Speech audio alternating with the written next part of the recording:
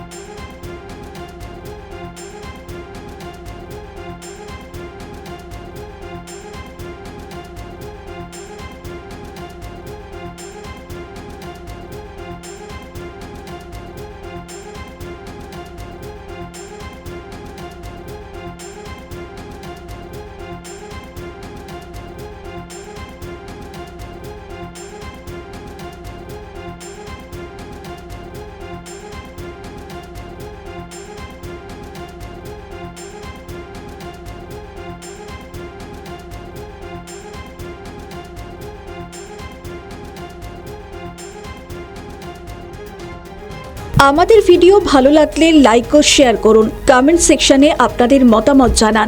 আরও ভিডিও পেতে আমাদের চ্যানেলটিকে সাবস্ক্রাইব করুন এবং প্রতি মুহূর্তে খবরের আপডেট পেতে প্রেস করুন বেল আইকন।